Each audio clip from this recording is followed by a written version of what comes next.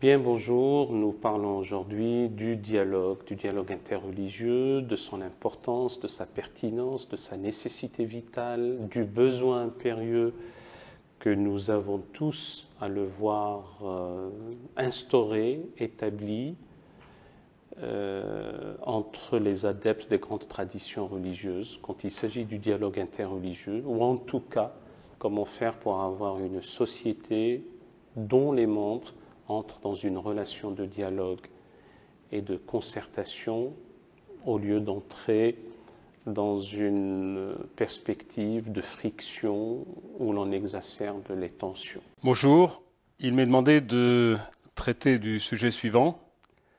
Pourquoi l'Église catholique s'engage-t-elle aujourd'hui dans le dialogue avec les croyants des autres traditions religieuses? Je me présente en 2 mots. Je suis le père Christophe Roucou, prêtre de la Mission de France. J'ai vécu 9 ans en Égypte après avoir passé 2 ans à l'Institut pontifical pour les études arabes à Rome. En Égypte, j'enseignais le français, j'ai fait 2 allers-retours et depuis septembre 2006, je suis à la Conférence des évêques de France, chargé des relations entre l'Église catholique et les musulmans. Alors nous sommes maintenant dans la 3e partie de ce que j'aimerais vous proposer. Et pour cette 3e partie, nous allons beaucoup parler d'une organisation qui s'appelle le Forum chrétien mondial. Et nous allons également regarder les défis et développements contemporains au niveau mondial.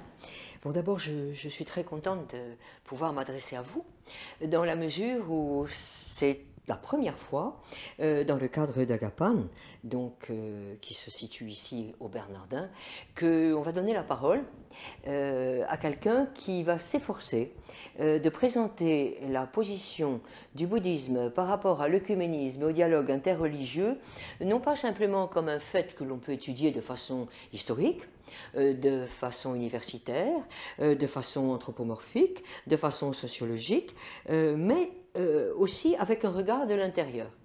Alors il est toujours très délicat de parler de soi, mais bon, il faut bien que je le fasse parce que comme ça, peut-être que mon propos va prendre une dimension un petit peu plus savoureuse et une dimension un petit peu plus logique.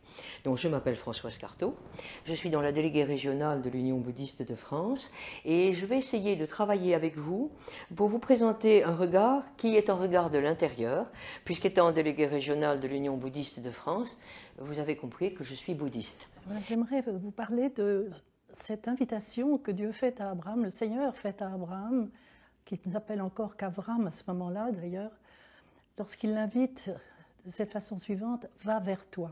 « Va vers toi », l'era en hébreu, ce sont 2 mots qui sont écrits des mêmes lettres, puisqu'il n'y a pas de voyelle en hébreu, et dont on a fait jusqu'à aujourd'hui une redondance, à savoir « va, quitte ton pays », le pays de tes pères et va vers le pays que je te montrerai.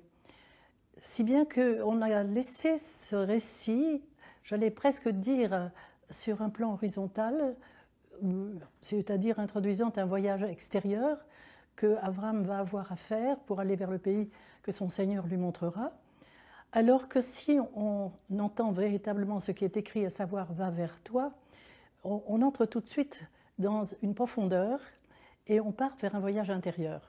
Et c'est le début du voyage intérieur, non seulement de l'homme, Avram, mais aussi de tout le peuple d'Israël. Alors le Notre Père, qui est une prière juive, comme vous le savez, Jésus l'a récité ainsi, avec l'accent de Galilée, « Avon de Vishmaya, l'esqad de Shamar, tis et malkusar, lehwe savianar, ekan de Vishmaya, af bar'a, havlan lahma de sunqana yomana, wajvoklan hovain, ekan de hanan, شفقا لحيفين ولا ساعلا لديسيونا إلا بصا من بشا مطول دا زيلوخي مالكوسا واحد وثج بحتا لا علام عالمين آمين.